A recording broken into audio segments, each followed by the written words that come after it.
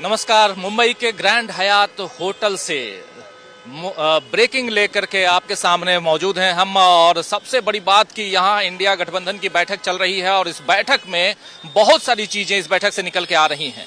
क्या क्या निकल के आ रही है इस पर हम चर्चा करेंगे दोस्तों। इस ब्रेकिंग न्यूज में बहुत कुछ ब्रेकिंग है आपके लिए और साथ साथ ये भी समझने की कोशिश करेंगे कि आने वाले समय में इंडिया गठबंधन कैसी तैयारियों के साथ अब हिंदुस्तान में दिखाई देगा। जुड़ेगा भारत, जीतेगा इंडिया जो नारा है इनका, ये नारा कितना सफल होता है ये भी हम आप तक पहुंचाएंगे। लेकिन इस बीच जब अभी ये कार्यक्रम शुरू कर रहे हैं उससे पहले एक फोटो अपॉर्चुनिटी पत्रकारों के लिए थी, यानी कि तमाम 63 जो नेता हैं 28 दलों के वो एक मंच पर आकर उनके फोटोग्राफ्स जो हैं वो पत्रकारों तक पहुंचाए गए, यानी कि पत्रकार जाकर फोटोग्राफ ले सकते थे।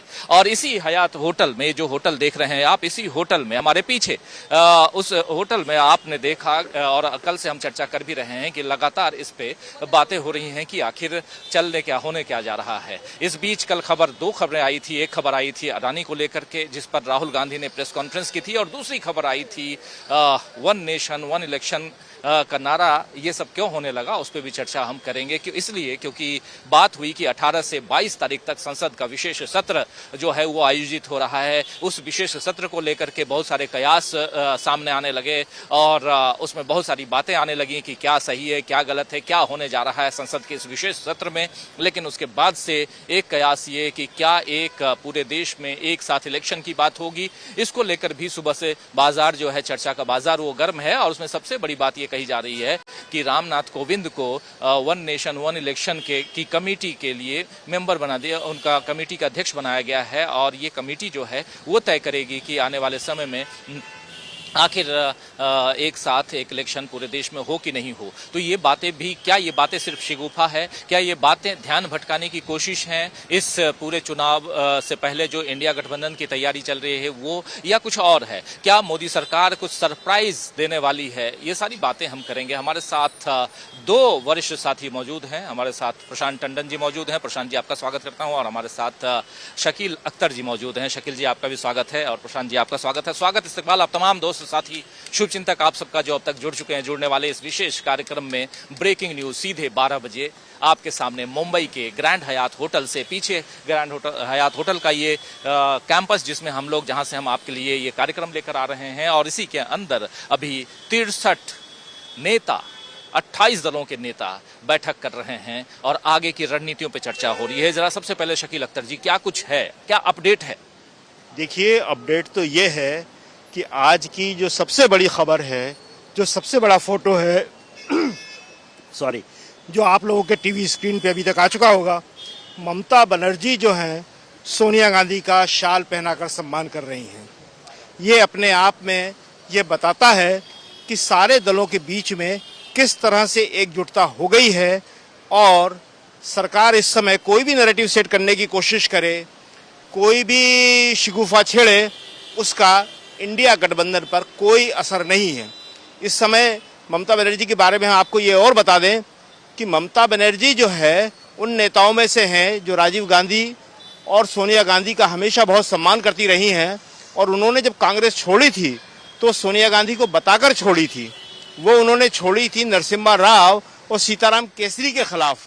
उसके बाद जिन लोगों ने कांग्रेस छोड़ी वो सोनिया गांधी के खिलाफ छोड़ी थी। तो इसलिए ममता बनर्जी का उनके प्रति जो वो सम्मान है वो बड़ी ख़ास बात है। दूसरी ख़ास बात यह है कि अंदर मीटिंग शुरू हो गई है सारे दलों की, जो इंडिया के नाम से अब जिनको हम पहचानते हैं। और उसमें सबसे बड़ी जो चर्चा है वो ये है कि हम लोग जो नैरेटिव बीजेपी या प्रधानमंत्री मोदी सेट करने की कोशिश कर रहे हैं उसमें न उलझें, उसका जवाब देने की कोशिश हमें नहीं करना है। ये बात वहाँ पे सारे बड़े बड़े नेता कह रहे हैं कि हमारे प्रवक्ताओं को भी और हमको भी इसमें न उलझ के जो हमारा एजेंडा है हमें खाली उसको पेश करना है।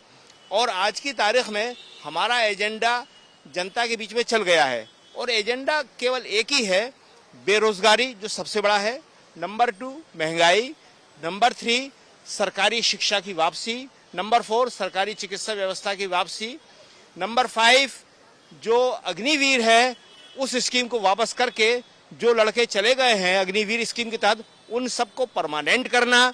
ये सारी जो ज़रूरी बातें हैं आज उन्हीं पे सबका फोकस है।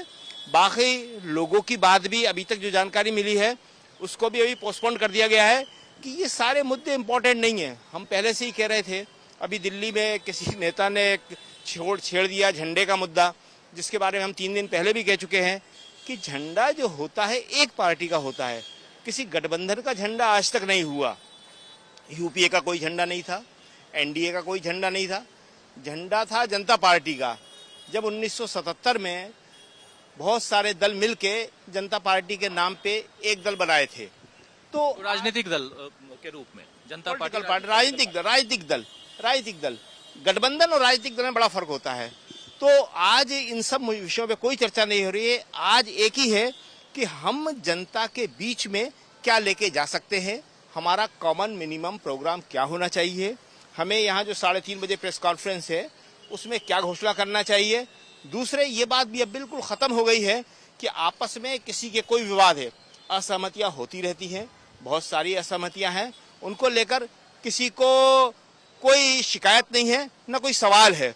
बस सवाल एक ही है कि क्या मोदी जी घबरा गए, और सब एक राय में कह रहे हैं हाँ मोदी जी इस टाइम घबरा गए हैं, और घबरा के ही उन्होंने एक ऐसा कदम उठाया जो आज तक भारत के इतिहास में नहीं उठाया गया था, पूर्व राष्ट्रपति को राजनीति में घसीटना। कभी ऐसा नहीं हुआ कि पूर्व राष्ट्रपति को किसी कमेटी का सदस्य बनाया गया हो, लेकिन मोदी जी इससे पहले भी ये कर चुके हैं। जब उन्होंने चीफ जस्टिस ऑफ इंडिया को रिटायरमेंट के बाद राज्यसभा भेज दिया था, बहुत बड़ी बात थी।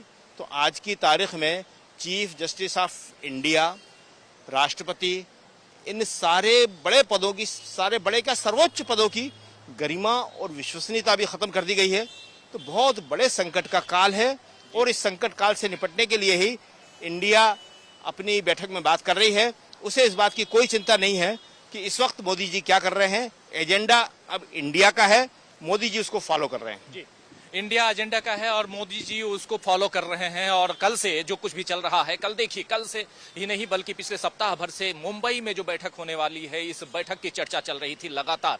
और उसके बाद फिर चर्चा में अचानक कल सुबह सुबह अडानी का केस आ गया सामने। अडानी के केस के बाद राहुल गांधी ने मैदान लूट लिया। राहुल गांधी तो मैदान पहले से प्रशांत जी लूट रहे हैं, लेकिन उन्होंने जो प्रेस कॉन्फ्रेंस की वो जबरदस्त प्रेस कॉन्फ्रेंस थी, और सीधा हमला था मोदी जी और अडानी जी के ऊपर। और उसके बाद जो बातें हुई, सीधे आनंद फानंद में सामने खबर आती है कि 18 से 22 तारीख तक संसद का विशेष सत्र बुलाया गया है। उसके बाद कयासों का बाजार जो है वो गर्म हो जाता है। और अब सुबह एक और नई खबर आती है कि रामनाथ कोविंद पूर्व राष्ट्रपति जो हैं वो इस कमेटी के, यानी कि one nation one election committee के अध्यक्ष बनाए जाते हैं। यहां से जरा आपसे समझना चाहता हूं कि जितनी सारी चीजें अभी तक हुई हैं, इन चीजों में इंडिया गठबंधन कहां दिखाई देता है, एनडीए गठबंधन कहां दिखाई देता है, यानी मोदी जी कहां दिखाई देते हैं?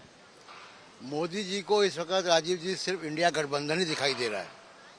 आप देखिए कि जैसे ही अडानी का मामला कल आया और वो बॉम्बशेल ड्रॉप हुआ, उसके बाद और इंडिया गठबंधन की जो बैठक बम्बई में हो रही है, इन दोनों घटनाओं को से ध्यान भटकाने के लिए ये संसद के सत्र का शिगुफा आ गया, और जिसका कोई एजेंडा नहीं, वो ट्वीट के जरिए सूचना दी गई, जिसका कोई लेजिस्लेटिव यानी कोई बिल उसमें चर्चा नहीं की गई है। केवल मीडिया को एक टेस्ट बलून की तरह दिया गया शोर मचाने के लिए, वो मीडिया उसका शोर मचा रहा है। मैं वन नेशन वन इलेक्शन की बात भी करूंगा, लेकिन देखिए राजीव जी, मुंबई में इस वक्त जहां हम लोग खड़े हैं, यहाँ पे एक ऐतिहासिक घटना हो रही है। 2024 का चुनाव इंडिया गठबंधन वर्सेस मोदी साहब होगा, जिसमें इंडिया गठबंधन संख्या के आधार पर, नेताओं की प्रेजेंस के आधार पर, जनाधार के आधार पर, वोट शेयर के आधार पर, 2019 के इलेक्शन के वोट शेयर के आधार पर भी बहुत आगे है। तो इस और मोदी साहब इस बात को जान रहे हैं। हमारे पीछे जो 63 नेता बैठे हैं इस होटल में, उसमें 11 तो मुख्यमंत्री हैं, और छोटे मोटे राज्यों के मुख्यमंत्री नहीं हैं। पश्चिम बंगाल, तमिलनाडु जैसे बड़े राज्यों के मुख्यमंत्री हैं, बिहार जैसे बड़े राज्य के मुख्यमंत्री हैं, जहां से राजनीति तय होती है। और अब जब हम लोग बात कर रहे हैं, ठीक 1 साल पहले ये कोशिश लालू प्रसाद यादव और नीतीश कुमार ने शुरू की थी, और उसको फिर कांग्रेस उसमें साथ आई, और ये गठबंधन बनता हुआ दिख रहा था, जिसपे अब एक फाइनल ब्रश जिसको कहते हैं, फाइनल स्ट्रोक मुंबई से लग रहा है। और इसके बाद मुझे लगता है राजीव जी कि यहाँ से जो चीज़ें तय हो रही हैं, उसके बाद हर राज्यों की कैपिटल में इस तरीके का सम्मेलन करने की शायद आवश्यकता ना पड़े। एक कमेटी बन जाएगी, वो कमेटी डे टू डे और एडमिनिस्ट्रेटिव और सीटों का तालमेल, रणनीतियाँ, कैंपेन मैनेजमेंट, कम्युनिकेशन कि सोशल मीडिया पे क्या चलना है, प्रेस कॉन्फ्रेंस किसको कब करनी है, बयान क्या देने, इन सब का एक सिस्टम यहाँ से बन के जाएगा और उसके बाद से जो है वो सिस्टम चलेगा और यहाँ से वो कैंपेन्स जो है वो चालू हो जाएंगे। अब कैंपेन को जवाब मोदी जी कैसे दे रहे हैं? इंडिया गठबंधन का अभी तक तो कोई कैंपेन लागू नहीं हुआ, कोई शुरू नहीं हुआ, कोई सामने नाम नहीं आया। और आप देखिए कि वन नेशन वन इलेक्शन का शिगुफा छोड़ दिया गया। One nation one election Rajiv ji इस देश में अब नहीं हो सकता है लॉजिस्टिकली और संवैधानिक रूप से, और 2024 के इलेक्शन में तो बिल्कुल भी नहीं हो सकता। एक राज्य को इलेक्शन करवाने में, बड़े राज्य के इलेक्शन में तो 2-3 आपको डेट लेना पड़ता है, 5 फेज में चुनाव एक राज्य में हो रहे हैं। और देखिए इसमें बड़ी सारी कॉम्प्लिकेशंस हैं। वन नेशन वन इलेक्शन का मतलब है कि ग्राम पंचायत से लेकर लोकसभा तक के इलेक्शन, लोकल बॉडीज के इलेक्शन संविधान की स्टेट लिस्ट में है। संविधान अमेंडमेंट करना पड़ेगा, एक दो नहीं कई धाराएं, 73, 74 सब बदलना पड़ेगा। अब आप जब जिस धारा में फेडरल स्ट्रक्चर पे प्रभाव पड़ता है संघीय ढांचे पर, उसमें आधी विधानसभाओं का भी आपको रेटिफिकेशन होगा, तब राष्ट्रपति के साइन होंगे। वो आधी विधानसभाएं कौन है जो इनको दे देंगी? इस वक्त 11 तो मुख्यमंत्री यहाँ बैठे हैं, 11 मुख्यमंत्री यहाँ बैठे हुए हैं, प्लस 2/3 बहुमत। अब 2/3 बहुमत राज्यसभा में संविधान संशोधन के लिए बीजेपी को कौन देगा? जाहिर सी बात है कि वन नेशन वन इलेक्शन में राजीव जी लॉजिस्टिकली पॉसिबल नहीं है, संवैधानिक रूप से अभी संभव नहीं है। आखिरी बार 51-52 में हुआ था, तब एक सिस्टम दूसरा था, नई नई आज़ादी मिली थी। अब इलेक्शंस हो रहे हैं बार बार। अब आपको क्या, आप सारी विधानसभा भंग कर दोगे पहले, फिर कराओगे सबके इलेक्शन? नीति आयोग ने इसमें पेपर इशू किया है कुछ साल पहले, जिसमें कि लोकसभा इलेक्शन प्लस 14 राज्यों की चर्चा की उन्होंने। तो 14 राज्य भी वो कौन से होंगे जिनकी विधानसभा भंग करके इलेक्शन करवाए जाएंगे? और अगर उनकी विधानसभा इलेक्शन भंग करके इलेक्शन कराए जाएंगे तो ये जो बीजेडी, वाईएसआरपी, कांग्रेस, बीआरएस, ये जो राज्यसभा में आपको वोट दे देते हैं, ये अपने डेथ वारंट में साइन करेंगे? आप बताइए। इसलिए मैं कह रहा हूँ कि लॉजिस्टिकली, दूसरी चीज, आप हम सब जानते हैं कि इलेक्शन के फेजेस क्यों कराए जाते हैं। पैरामिलिट्री फोर्सेस का मूवमेंट होता है, ईवीएम की संख्या, बैलेट पेपर से चुनाव नहीं होंगे, ईवीएम से होंगे। तो एक साथ सारे चुनाव ईवीएम से कराने पर कितना ईवीएम लगेगा? क्या ये 6 महीने में, 8 महीने में संभव है? इलेक्शन कमीशन ये बताए। ये कमेटियां बना देना, अखबारों की हेडलाइन से देश नहीं चलता। ये संवैधानिक मामले हैं और इनकी बड़ी कॉम्प्लिकेशंस हैं। वो संवैधानिक कॉम्प्लिकेशंस हैं। आप बताइए कौन से वो 14 राज्य हैं जिनकी विधानसभा भंग होगी? या सभी विधानसभाओं को भंग कर दें आप? फिर आप बार बार राष्ट्रपति शासन लाते हैं, फिर वो इलेक्शन का शेड्यूल बिगड़ेगा। तो या तो राष्ट्रपति शासन और विधानसभा भंग करने की केंद्र की शक्तियां खत्म कर दी हैं संविधान से। क्या इसके लिए मोदी जी और बीजेपी राजी होगा? क्या इसमें बीजेडी वोट देगी? क्या इसमें वाईएसआरपी कांग्रेस वोट देगी? क्या इसमें बीआरएस वोट देगी?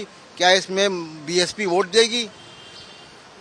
तो ये अगर इसमें आगे बढ़ेंगे राजीव जी, आज मैं आपको बता दूं डीबी लाइव पर, अगर मोदी जी इसमें वाकई आगे बढ़े बहुत, एनडीए गठबंधन जितना भी आपको कच्चा पक्का दिख रहा है वो भी टूट जाएगा।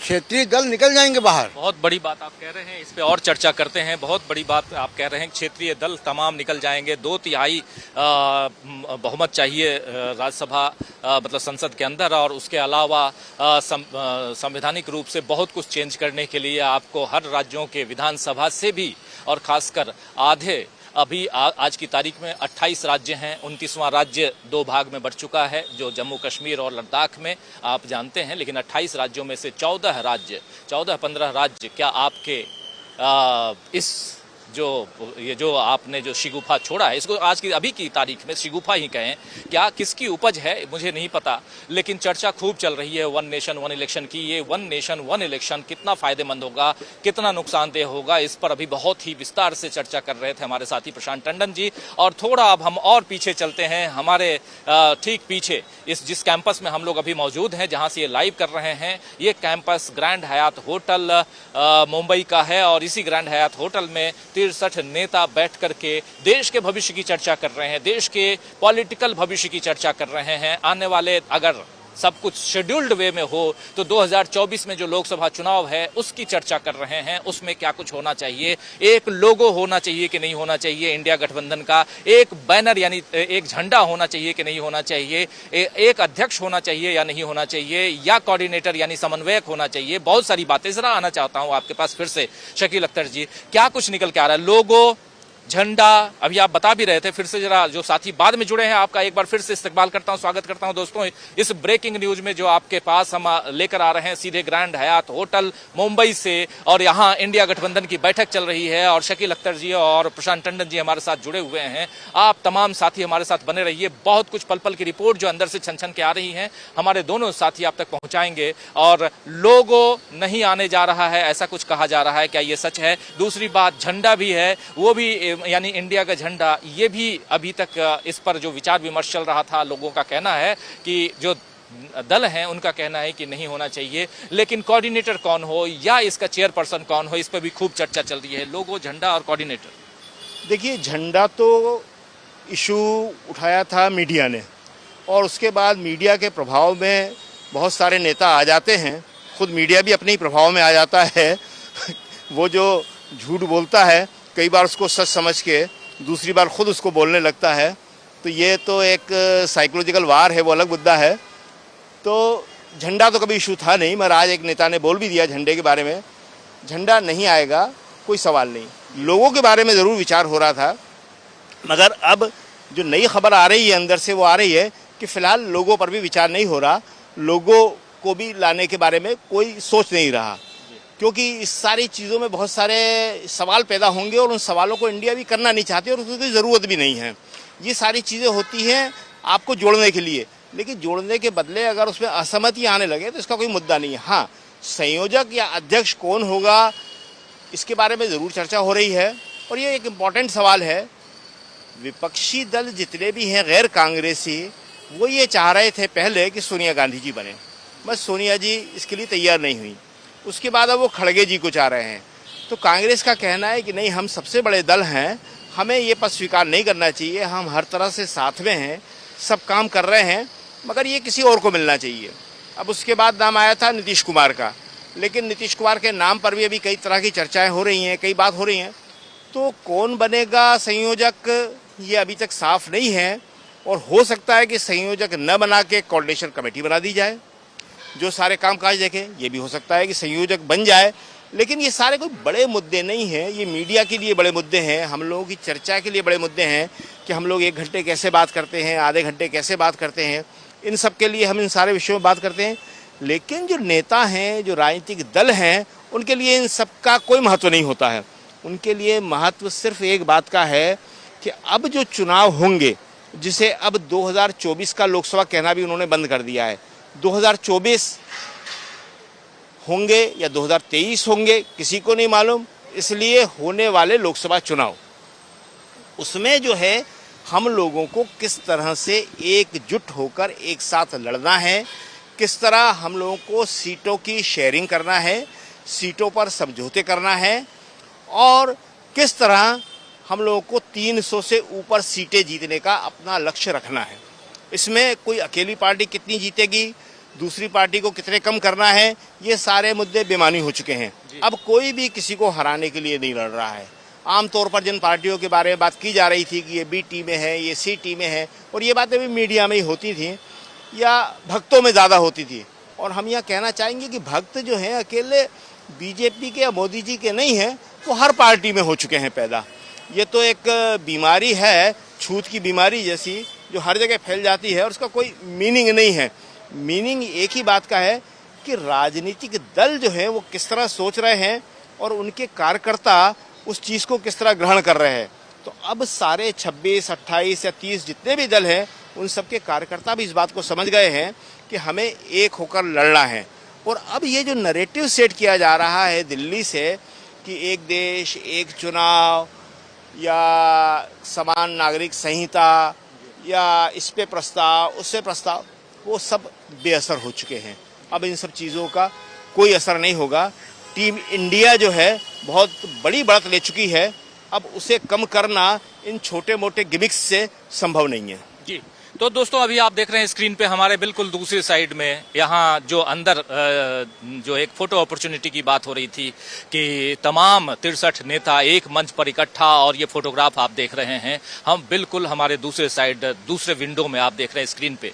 और यहाँ ये आप तमाम नेताओं को अगर इनके चेहरे को देखिए तो सबके चेहरे पर एक अलग तरह की खुशी है, एक अलग तरह का उत्साह है। और ये उत्साह कहीं ना कहीं 2024 हो या चाहे जो कहा जा रहा है कि हो सकता है पहले चुनाव हो जाए, जब भी हो, लेकिन उससे पहले की तैयारियां जबरदस्त हैं। इन तैयारियों को लेकर के भी हम चर्चा करते हैं कि कितनी तैयारियां इन लोगों की आज की तारीख में अगर देखी जाए। प्रशांत टंडन जी, आज की तारीख में अगर चुनाव हो जाए, चलिए वन नेशन वन इलेक्शन की बात चलिए मान लें थोड़ी देर के लिए, हालांकि हम लोग अभी मान नहीं रहे हैं इस बात को और मानना भी नहीं चाहिए, लेकिन फिर भी अगर मान लेते हैं कि एक इलेक्शन, और अभी तत्काल दिसंबर महीने में जो बात पिछले दिनों से एक चर्चा चल भी रही है कि दिसंबर महीने में इलेक्शन हो सकता है, अगर ऐसे हो कि चुनाव हो जाए, करवाए जाएं, तो कितनी तैयारी दिखाई देती है। लेकिन चेहरे जो हैं इन लोगों के वो जबरदस्त उत्साहपूर्ण दिखाई दे रहे हैं। तमाम नेता, चाहे ममता बनर्जी हो, चाहे सोनिया गांधी हो, राहुल गांधी हो, खड़गे साहब हो, या लालू प्रसाद यादव, उनके बेटे उप मुख्यमंत्री तेजस्वी यादव हो, नीतीश कुमार हो, अखिलेश यादव हो या जयंत चौधरी हो, नीचे अगर दक्षिण से देखिए तो कर्नाटक से सिद्धारमैया, और फिर तमिलनाडु से एम.के. स्टालिन, तमाम नेताओं को देखिए, छोटे बड़े दलों के नेता, अरविंद केजरीवाल, सब। देखिए, चाहे बीजेपी हो राजीव जी या दूसरी पॉलिटिकल पार्टियां हो, चुनाव के लिए हमेशा तैयार रहती हैं। एक वो तो नेता हैं, नेता का चुनाव से वैसे संबंध है जैसा मछली का पानी से। अब इनकी ड्रिल भी होती रहती है। अभी जैसे मान लीजिए कि कांग्रेस और बीजेपी दोनों की कर्नाटक के इलेक्शन हुए, उनकी ड्रिल हो गई, एक्सरसाइज हो गई, क्या कमियां हैं, क्या अच्छाइयां हैं, क्या बुराइयां हैं, कौन कैसे करना है। तमाम नेताओं के विधानसभा इलेक्शंस में ये तैयारियां चलती रहती हैं। पॉलिटिकल पार्टी कभी बैठती नहीं है। किसी भी नेता का आप शेड्यूल देख लें तो वो केवल अपनी राजधानी पर नहीं बैठा हुआ है। ठीक है, राहुल गांधी एक पब्लिक फेस है और उनका हमको दिखाई देता है कि कहाँ जा रहे हैं, लद्दाख में है, कभी कहाँ है, लेकिन बाकी पार्टियों के नेता भी घूमते रहते हैं। तेजस्वी यादव हैं, ममता बनर्जी हैं, उद्धव ठाकरे हैं। अभी देखिए उद्धव ठाकरे और शरद पवार पूरे महाराष्ट्र का दौरा कर रहे थे। तो पॉलिटिकल पार्टी कभी बैठती नहीं है। उनके कार्यकर्ता, उनके दफ्तर, वो सब चलता रहता है। तो पॉलिटिकल पार्टियां तैयार हैं, कल इलेक्शन करा देंगे, कल तैयार हैं वो। और दूसरी बात की देखिए, मैं फिर कहूँगा कि जो one election one nation one election का जो बात है, अगर इसको लेकर मोदी जी बहुत आगे बढ़ेंगे तो सबसे ज़्यादा नुकसान, इसका पहला नुकसान एनडीए में होगा, क्योंकि वो क्षेत्रीय दल निकल जाएंगे बाहर। ये क्षेत्रीय दलों के खिलाफ है। इसमें कांग्रेस बीजेपी का कोई नुकसान नहीं होगा, पहली बात। दूसरी बात देखिए, जो झंडा लोगो शकील जी ने जो कहा, बिल्कुल शिगुफा है, ज़रूरत भी नहीं है। क्योंकि एक लोगो होगा, मान लीजिए इंडिया का, या कोई झंडा होगा, ये वोटर को कंफ्यूज करेगा। ये अलग अलग पार्टियां हैं, एक मंच पे आई हैं, और इस तरीके के मंच पहली बार नहीं बन रहे हैं। यूनाइटेड फ्रंट की सरकार थी, यूपीए की सरकार थी, एनडीए की सरकार चल रही है, कोई किसी के पास अपना झंडा बैनर नहीं है।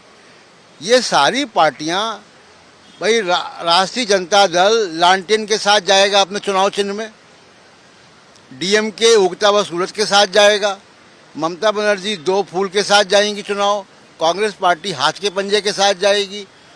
सब पॉलिटिकल पार्टी के पास अपने अपने चुनाव चिन्ह हैं। समाजवादी पार्टी साइकिल पे बैठ के जाएगी, तो सब पार्टियों के पास अपने अपने चुनाव चिन्ह हैं। वो अपने चुनाव चिन्ह पर लड़ाई लड़ेंगे।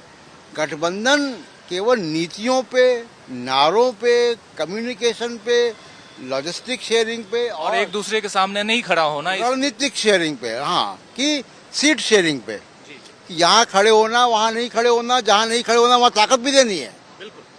तो ये ओवरऑल गठबंधन का रोल है, और ये कोई नई बात नहीं है भारत की राजनीति में। आज भारत की राजनीति में गठबंधन की राजनीति 4 दशक पुरानी हो चुकी है। जनता को भी आदत है, नेताओं को भी आदत है। ये देश 2014 में नहीं पैदा हुआ है। इसकी राजनीतिक रिवायतें और कॉन्स्टिट्यूशनल जड़ें बहुत पुरानी हैं। तो इसलिए मैं कह रहा हूं कि अगर आज चुनाव हो जाए तो आज ये चुनाव हार जाएंगे, कल चुनाव हो जाए तो कल चुनाव हार जाएंगे।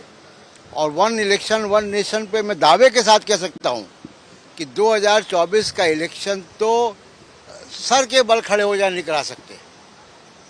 ना इतना ईवीएम है, ना इतनी फोर्सेस है, ना इसका संवैधानिक मैंडेट है। ये इलेक्शन कमीशन कहे कि वो करा सकता है। कितने विधानसभाएं आप भंग करेंगे, कितना बड़ा भूचाल हो जाएगा। और सबसे बड़ी बात, बिना कुछ किए इंडिया गठबंधन को एक बहुत बड़ा आंदोलन और मुद्दा मोदी जी गिफ्ट में दे देंगे कि फिर चुनाव इसी पे होगा कि लोकतंत्र रहेगा कि नहीं रहेगा।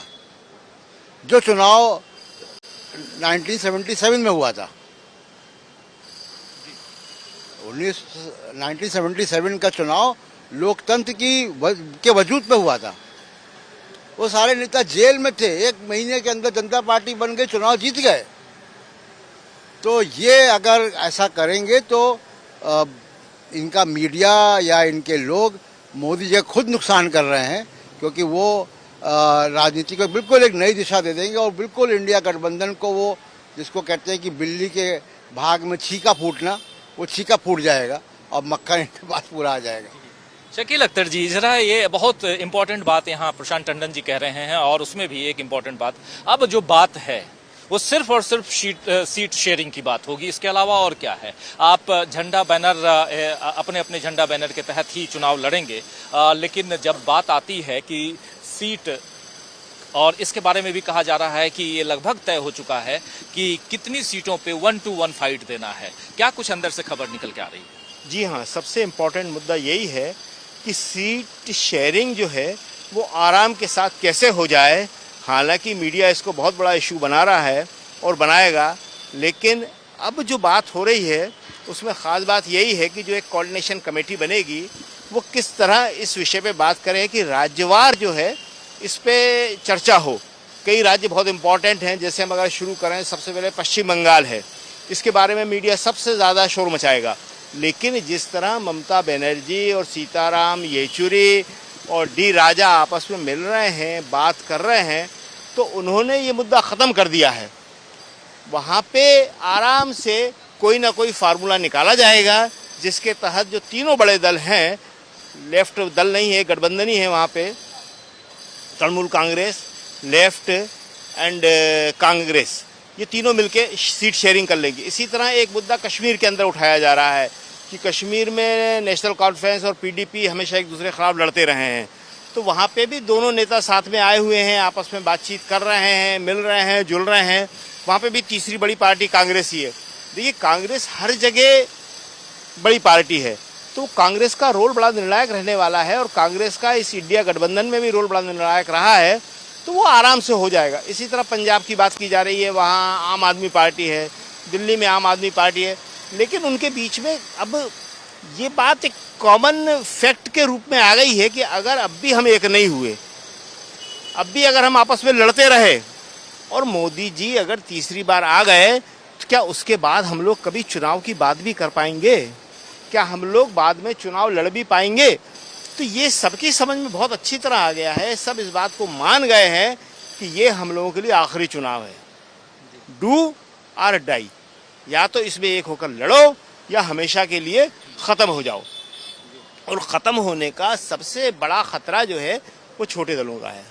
देखिए, कांग्रेस का नहीं है, कांग्रेस बहुत बड़ा दल है, वो आज़ादी के आंदोलन से निकला हुआ दल है, उसने आज़ादी के आंदोलन का नेतृत्व किया है, तो उसके पास आज भी कार्यकर्ता है, विचार है और सबसे बड़ी बात है नेतृत्व है। नेहरू गांधी परिवार के पास जिस तरह से इस पार्टी का गौरवशाली नेतृत्व है और वो उसको निभा रहे हैं। देखिए, राहुल के ऊपर कितने खतरे आए, लेकिन उन्होंने यात्रा की, उनकी एसपीजी हटा ली। लोग सोचते थे अब क्या होगा, तीनों की हटा ली, सोनिया गांधी की, राहुल गांधी की, प्रियंका गांधी की। राहुल का मकान छीन लिया, उससे पहले प्रियंका का मकान छीन लिया, तो क्या हुआ? राहुल की सदस्यता ले ली, तो क्या हुआ? तो अब ये सबके समझ में आ गया है। जैसा कि कल संजय राउत ने यहाँ मुंबई में कहा, अपने घर में इस तरह के बयान कोई नहीं देता है, दिल्ली में जाके देना और खुद अपने घर में देने में बड़ा फर्क है। उन्होंने कहा कि पूरा देश राहुल की तरफ नेतृत्व के लिए देख रहा है, बहुत बड़ी बात है। शिवसेना हमेशा अपने को, खुद को और अपने नेताओं को ही आगे बढ़ाती रही है और उन्हीं का गुणगान करती रही है। लेकिन संजय राउत अगर ये कहते हैं कि पूरा देश राहुल गांधी की तरफ आशा भरी निगाहों से देख रहा है, नेतृत्व को देख रहा है, और यही बात आज ममता बनर्जी ने सोनिया गांधी को शाल उड़ाकर कह दी। तो देखिए, हर तरफ से एक ही आवाज़ आ रही है। अभी तक कहा जा रहा था कल तक कि जयंत चौधरी आएंगे, नहीं आएंगे, वो देर से आए, जयंत चौधरी भी आ गए हैं यहाँ पे। अब कोई नहीं बचेगा, और जो बचेगा वो थर्ड फ्रंट नहीं होगा, वो सीधे सीधे मोदी जी के साथ होगा। और कांग्रेस यही चाहती थी, कांग्रेस की रणनीति यही थी कि इस तरफ रहो या उस तरफ रहो, बीच में मत रहो, क्योंकि जो भी लोग बीच में, जो काम अभी तक मोदी जी करते रहे हैं वो काम अब यहाँ इंडिया गठबंधन कर रहा है, उन्हीं की चाल से उन्हीं को घेर रहा है, जैसे कि आप या तो हमारे साथ हैं या उधर हैं। हाँ, बीच में रहने से मोदी जी को फायदा होता था, मोदी जी को थर्ड फ्रंट से फायदा होता था, लेकिन कांग्रेस को थर्ड फ्रंट से कभी फायदा नहीं होता था, कांग्रेस को नुकसान होता था हमेशा। तो कांग्रेस नहीं चाहती थी कि थर्ड फ्रंट नाम की कोई चीज़ हो। अब मायावती जी अगर उनके साथ नहीं आती हैं, जैसा कि शरद पवार ने कहा, बड़े नेता हैं, उनकी बात में ज़रूर कुछ सच्चाई होगी कि उनकी बीजेपी के साथ बात चल रही है, तो अगर ऐसा है, लेकिन शरद पवार ने कहा है वो अभी इधर नहीं है, अभी इधर नहीं है। हाँ, तो अभी भी ममता, जो मायावती हैं, वो अभी हमें लगता है फैसला नहीं कर पा रही है, उनको डर है, सबसे बड़ा डर है। वो डर अगर उनका निकल गया, उन्हें लगेगा कि चुनाव होने वाले हैं और चुनाव से 2 महीने पहले मुझे कौन गिरफ्तार कर सकता है, तो वो इंडिया के साथ आ सकती हैं। और अगर मायावती इंडिया के साथ आ गई तो ये और बड़ी ताकत बन जाएगी, क्योंकि दलित वोट जो है उसका कन्फ्यूजन ख़त्म हो जाएगा। आज देखिए, दलित, ब्राह्मण, मुस्लिम, ये 3 जो वोटर था, ये कांग्रेस का कोर वोटर था, और हिंदुस्तान की राजनीति में भी इन तीनों का बड़ा असर है। तो अगर ये साथ आ गया, इसके साथ आने के लिए ज़रूरी है कि ममता बनर्जी साथ में आए। मुस्लिम करीब करीब इस इंडिया गठबंधन के साथ ही है, वो वैसी कुछ कोशिश करेंगे, लेकिन उसका कोई मायने होगा नहीं उसका। ब्राह्मण जो हैं वो भी इस बात को देखेंगे कि 9 साल में हमें क्या मिला। इससे पहले कांग्रेस के राज्य में हमारे कितने मुख्यमंत्री थे, हमारे प्रधानमंत्री थे, सारे प्रधानमंत्री करीब करीब जो हैं ब्राह्मण ही रहे देश में, और वो कांग्रेस नहीं बनाए थे सारे के सारे, चाहे नरसिम्हा राव हो, चाहे नेहरू गांधी परिवार के लोग हों, वो सब कांग्रेस के ही थे वो। दूसरी बात, एक जो बहुत बड़ी इम्पोर्टेंट है कि जातिगत जनगणना, बिहार में जातिगत जनगणना पूरी हो चुकी है।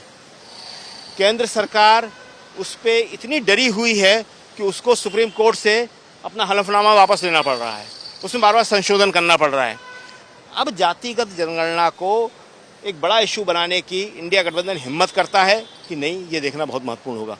अगर इसने हिम्मत कर ली और बना लिया तो ओबीसी जो 50% से ज़्यादा वोट है, पूरा का पूरा एक साथ इंडिया गठबंधन के पक्ष में आ जाएगा, क्योंकि वो भी जानता है कि हमारे आदमी को प्रतीकात्मक रूप से आप कुछ भी दे दो, उससे कोई फ़ायदा होने वाला नहीं है। कोविंद जी को आपने राष्ट्रपति बनाया, दलित को क्या मिला? आज उल्टे उनका अपमान हो गया जब उन्हें एक मामूली कमेटी का अध्यक्ष बना दिया गया। कहा कि जाइए जनता के बीच और आप मालूम करिए कि कौन क्या चाहता है। पूर्व राष्ट्रपति का ये काम होता है?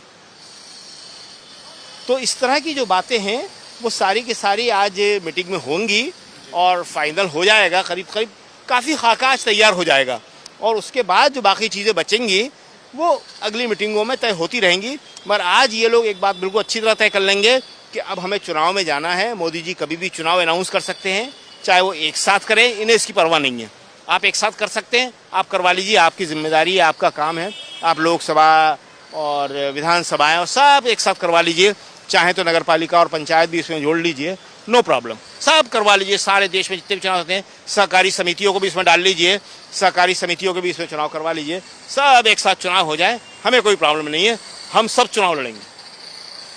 यही आज की खास बात है कि आत्मविश्वास के साथ में इंडिया अपनी ये बैठक कर रहा है और उसके नतीजे अभी थोड़ी देर बाद ही, 2 ही घंटे बचे हैं, 3:30 बजे प्रेस कॉन्फ्रेंस होगी तो हम लोगों को मालूम पड़ जाएगा कि क्या क्या घोषणाएं होती हैं। जी बिल्कुल, 3:30 बजे प्रेस कॉन्फ्रेंस है, इंडिया गठबंधन ने क्या कुछ फैसला लिया है उस पर, लेकिन अंदर से जो खबरें छन छन के आ रही हैं उन खबरों को आप तक हम पहुंचा रहे हैं। और इसमें सबसे बड़ी बात यह है कि कोई लोगो नहीं, कोई बैनर झंडा नहीं, और सीधा सीधा चुनाव में जाना है और चुनाव में बड़ी दमदारी के साथ जाना है, ये कहना है इंडिया गठबंधन का। बहुत बड़ी बात यह है। और 1-to-1 सीट शेयरिंग को लेकर के भी चर्चा यहाँ चल रही है, कौन कोऑर्डिनेटर होगा या चेयरमैन होगा, इसको लेकर के भी चर्चा चल रही है। तो अंदर खाने से बैठ करके 63 नेता जो हैं आपस में, और यहाँ 1-2 बातें जो हैं वो साफ साफ आपके सामने रख देना चाहता हूँ। जैसा शकील अख्तर जी कह रहे थे और हमारे साथी प्रशांत टंडन जी कह रहे थे, यहाँ इंपॉर्टेंट बात यह है कि अब कौन है, कौन अगली मीटिंग में आ रहा है, नहीं आ रहा है, इन सब चीज़ों से इंडिया गठबंधन आगे उठ चुका है। इंडिया गठबंधन को लेकर के जितनी खबरें बाजार में आती रही हैं, मीडिया के जरिए आप तक पहुंचती रही हैं, उसमें कई बार ये कि जयंत चौधरी आएंगे कि नहीं आएंगे, शरद पवार इधर रहेंगे कि नहीं रहेंगे, या अरविंद केजरीवाल जो हैं वो नाराज दिखाई दे रहे हैं, ये तमाम बातें अब खत्म हो चुकी हैं, गौण हो चुकी हैं, जिस पर हम लोग पहले से भी बात कर रहे हैं, आप लोगों के सामने रख रहे हैं कि ये सिर्फ और सिर्फ शिगुफा है। हो सकता है कि 1 नेशन 1 इलेक्शन भी शिगुफा की तरह आपके सामने आए, क्योंकि प्रशांत टंडन जी जो बात कह रहे थे बहुत महत्वपूर्ण बात, और हमारे साथी शकील अख्तर जी भी जो कह रहे थे कि एक साथ इलेक्शन करवाना टेढ़ी खीर साबित हो सकता है आने वाले समय में।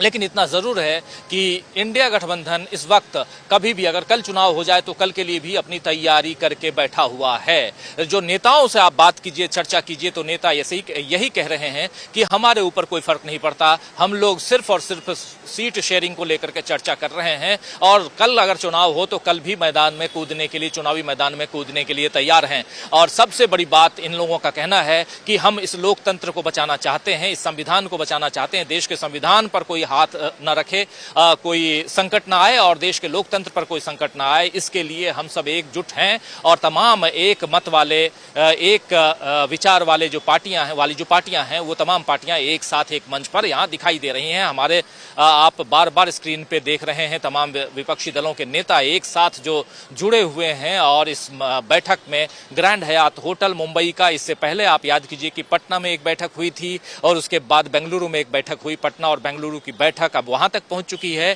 कि अब ये फर्क नहीं पड़ता कि कौन हमारे साथ है, कौन हमारे साथ नहीं है, लेकिन एक मैसेज इन्होंने जरूर दे दिया है कि अगर आप हमारे साथ नहीं हैं, जैसे मायावती जी हैं, जैसे केसीआर हैं, और ऐसे तमाम नेता, चाहे ओडिशा के मुख्यमंत्री नवीन पटनायक हों या YSRCP के मुखिया और आंध्र प्रदेश के मुख्यमंत्री जगन्नाथ रेड्डी हों, ये तमाम जो हैं,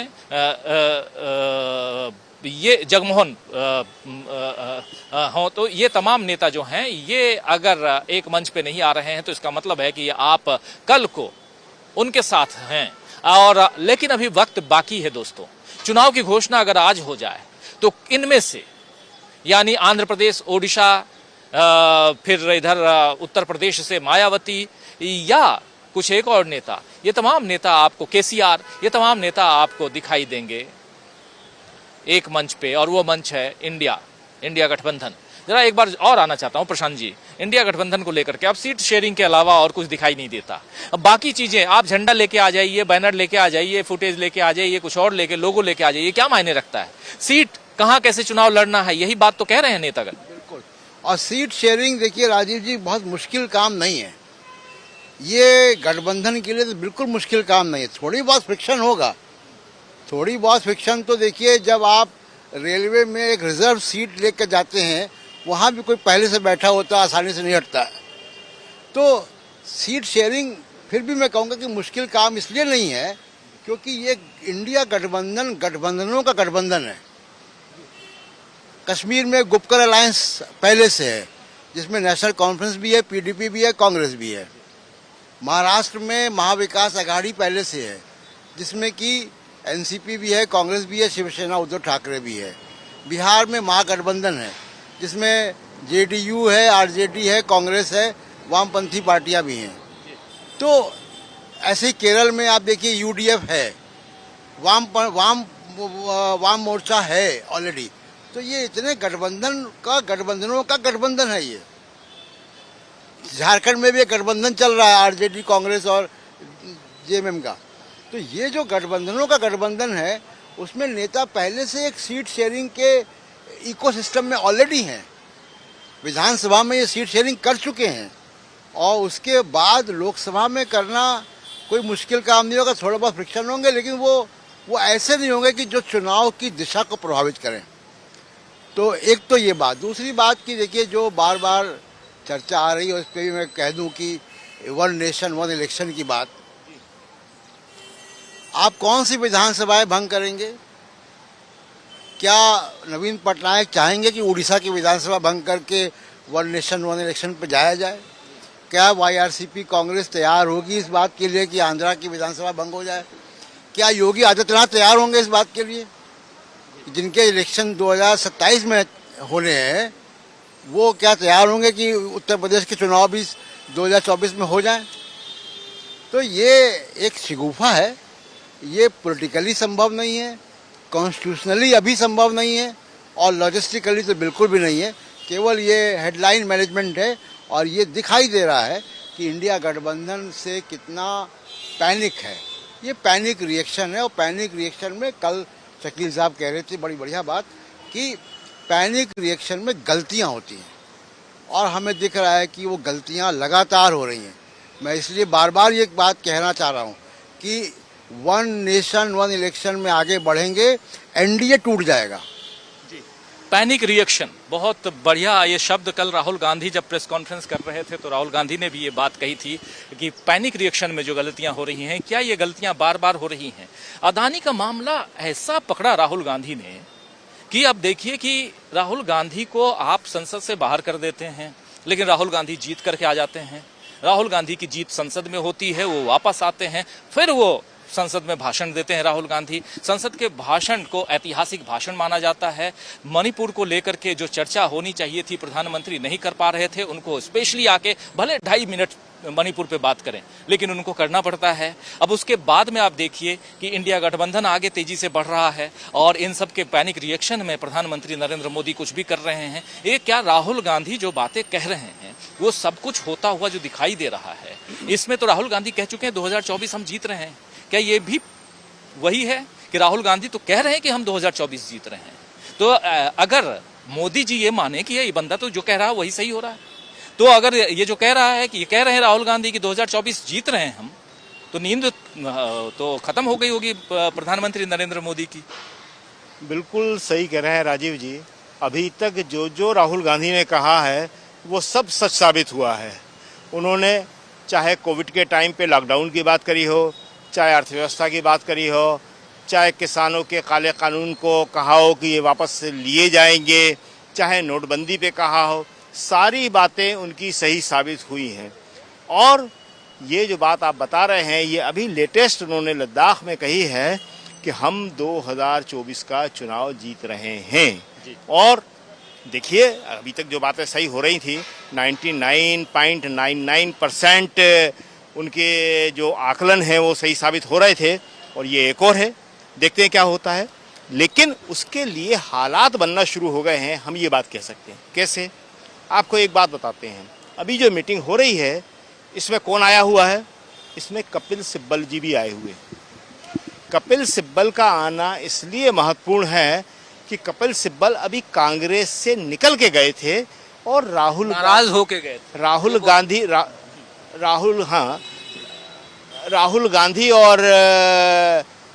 गांधी पर आरोप लगाते हुए गए थे वो जी। और उसके बाद वो दूसरी पार्टी से, उसके समर्थन से, अभी किसी पार्टी में नहीं है, उन्होंने कहा था मैं निर्दलीय हूँ, सपा के समर्थन से वो राज्यसभा में आए।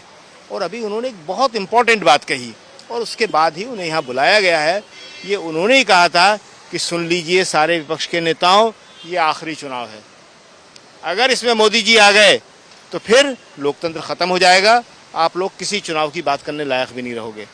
तो आज जो है कपिल सिब्बल जी इस बैठक में शामिल हैं, ये अपने आप में एक बहुत बड़ी बात है कि अब दलों के अलावा व्यक्तिगत लोग भी इंडिया गठबंधन में आ रहे हैं। तो ये एक बहुत इंपॉर्टेंट बात है और ये यही बता रहा है कि अब इंडिया गठबंधन किस तरह तेजी के साथ बढ़ रहा है और किस तरह से उसका समर्थन जो है लगातार बढ़ता चला जा रहा है। तो राहुल की ये जो बात है कि हम इस चुनाव को जीतेंगे, वो उनके गठबंधन के साथी जो हैं, दूसरे विपक्ष के लोग हैं, वो ही सही साबित कर रहे हैं। और उसी का एक परिणाम है कि अचानक जब कुछ भी सरकार को नहीं सूझा तो उसने पहले तो सेशन बुलाने की घोषणा करी, विशेष सत्र बुलाएंगे हम संसद का। उसके बाद भी उसे लगा कि इससे भी कुछ काम नहीं हो रहा तो उसने पूर्व राष्ट्रपति कोविंद की अध्यक्षता में एक कमेटी का गठन कर दिया ताकि ये चर्चा जोर पकड़ ले कि अब एक राष्ट्र एक चुनाव होगा। और ये बात बहुत महत्वपूर्ण है कि ये कोई मोदी जी का अपना कोई सोच नहीं है या उनका कोई नई खोज नहीं है, ये तो आडवाणी जी 50 साल से कहते रहे हैं। आडवाणी जी ने आज से 50 साल पहले ये बात कही थी कि एक देश में एक ही चुनाव होना चाहिए और 50 साल तक लगातार कहते रहे वो, और उसके बाद न वो करवा पाए और न अब ये मोदी जी करवा पाएंगे। लेकिन आज की स्थिति ये है कि इंडिया गठबंधन ये चाह रहा है करवा लें। जी, ये बहुत बड़ी बात आप कह रहे हैं। दो ब्रेकिंग आप खबर दे रहे हैं शकील अख्तर जी। एक ब्रेकिंग ये है दोस्तों, शकील अख्तर जी जो अभी बता रहे थे कि यहाँ कपिल सिब्बल भी इस मीटिंग में पहुंचे हुए हैं। कपिल सिब्बल आज की तारीख में किसी पार्टी में नहीं है, लेकिन कपिल सिब्बल समाजवादी पार्टी के समर्थन से राज्यसभा पहुंचे थे और राहुल गांधी से नाराजगी के कारण उन्होंने G23 ग्रुप में वो थे और उन्होंने कांग्रेस छोड़ी थी। और इनके बाद आपने देखा गुलाम नबी आज़ाद साहब भी कांग्रेस पार्टी छोड़ते हैं और एक पन्ने का इस्तीफा या 4 लाइन में इस्तीफा नहीं लिखते, बल्कि 5 पन्ने में राहुल गांधी के ऊपर पूरा प्रहार करते हुए लेटर लिखते हैं और चले जाते हैं इस्तीफा लिख करके। लेकिन आज कहाँ हैं गुलाम नबी आज़ाद साहब? आप जान रहे हैं उनके तमाम साथी जो कांग्रेस से उनके साथ गए थे सब उनका साथ छोड़कर वापस कांग्रेस में आ चुके हैं। अलग थलग पड़े हुए हैं गुलाम नबी आज़ाद साहब। कपिल सिब्बल साहब यहाँ इसी ग्रैंड हयात होटल में ठहरे हुए हैं और इस मीटिंग में हिस्सा ले रहे हैं।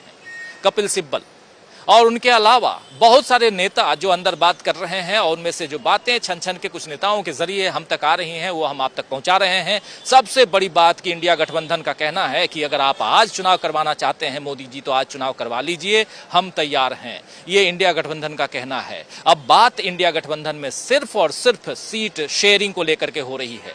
लेकिन इससे पहले राहुल गांधी ने कल क्या कुछ कहा था ये आप तक हम पहुंचाना चाहते हैं। राहुल गांधी की बाइट यहां आप लोगों के बीच रखना चाहता हूं। राहुल गांधी क्या कुछ कह रहे हैं जरा एक बार फिर से सुन लेते हैं और चर्चा को आगे बढ़ाएंगे। हमारे साथ आप तमाम साथी जो जुड़े हुए हैं बड़ी संख्या में, आप सबका एक बार फिर से तहे दिल से इस्तकबाल करता हूं, स्वागत करता हूं मुंबई के ग्रैंड हयात होटल के इस कैंपस से। और इसी होटल में मीटिंग चल रही है और 3:30 बजे जब प्रेस कॉन्फ्रेंस होगी तमाम दलों के नेता वहां होंगे तो उनसे जब सवाल पूछे जाएंगे, उनकी जो बातें आएंगी तो बहुत बातें जो अभी हम आप तक पहुंचा रहे हैं उनमें से बहुत सारी बातें आप तक सच साबित करती हुई दिखाई देंगी। जरा पहले सुनते हैं राहुल गांधी कह क्या रहे हैं।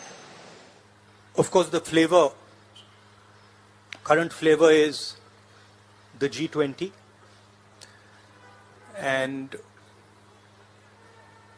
the G20 is about India's position in the world.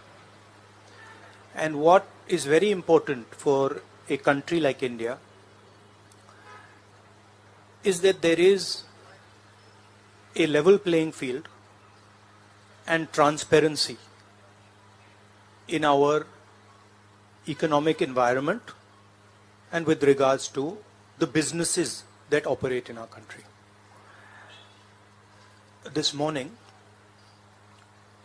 2 prominent global financial newspapers have raised a very important question.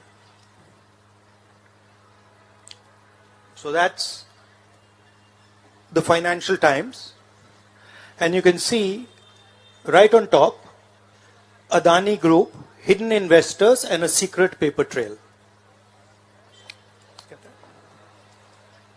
Here is another one. The Guardian, Modi-linked Adani family secretly invested in own shares, documents suggest.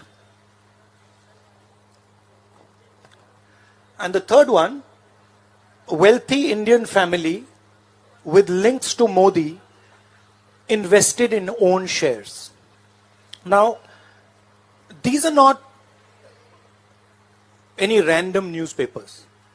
These are newspapers that affect investment in India.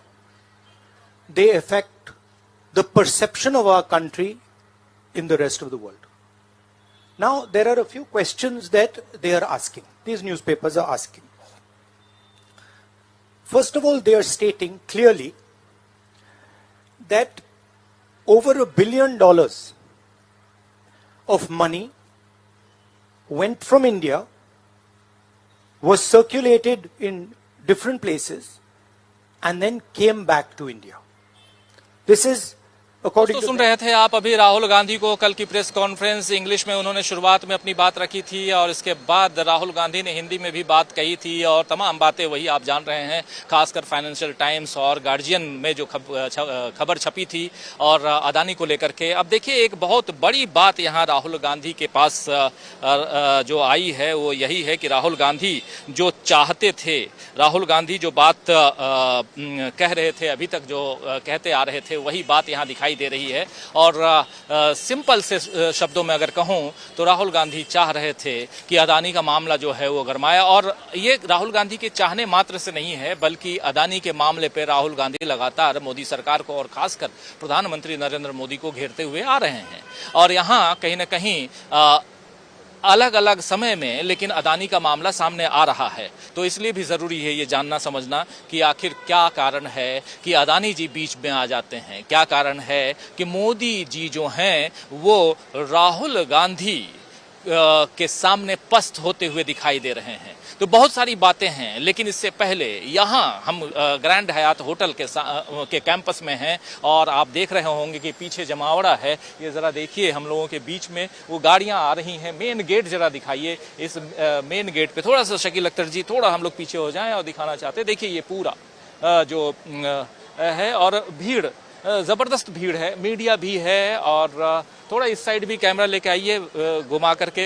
हमारे जो साथी जुड़े हुए हैं, जो दूर से देख रहे हैं, बाहर से देख रहे हैं, उनके लिए ज़रूरी है बताना कि हम लोग अभी कहाँ से ये प्रोग्राम कर रहे हैं और क्या कुछ चल रहा है। पुलिस का जमावड़ा, इधर ये जो आप तंबू टाइप देख रहे हैं, यहीं पर कल राहुल गांधी प्रेस कॉन्फ्रेंस कर रहे थे और यहीं से हम आपको लाइव पहुँचा रहे थे आप तक। तो ये ग्रैंड हयात होटल का कैंपस और इसी होटल के अंदर इस वक्त 63 नेता जो हैं, 28 दलों के नेता, वो विचार विमर्श कर रहे हैं, वो चर्चा कर रहे हैं, वो बातचीत कर रहे हैं कि आने वाले समय में कभी भी इलेक्शन हो तो उस इलेक्शन में हमें जीत करके आना है। वो कैसे जीतें, क्या 1 to 1 जो कि फाइट देने की जो बात हो रही है कि एक सीट के सामने, यानी कि बीजेपी का या एनडीए का एक कैंडिडेट, उसके सामने इंडिया का एक कैंडिडेट, क्या ये संभव है?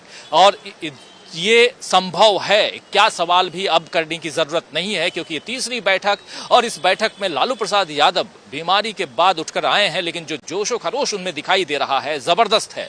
लालू प्रसाद यादव हैं, तेजस्वी यादव हैं, नीतीश कुमार हैं। और अब दो बातों पे चर्चा हो रही है। जरा शकील अख्तर जी, एक बार फिर से आना चाहता हूं। नीतीश कुमार के नाम को लेकर चर्चा चल रही थी, समन्वयक के रूप में चर्चा मल्लिकार्जुन खड़गे को लेकर के भी चल रही थी। कौन क्या कह रहा है, स्पेकुलेशन तो बाहर बहुत कुछ आ रही है, बातें आ रही हैं, लेकिन एक कोऑर्डिनेटर होना चाहिए, इसकी चर्चा बार बार हो रही है। कोऑर्डिनेटर में किसका नाम सबसे ऊपर चल रहा है?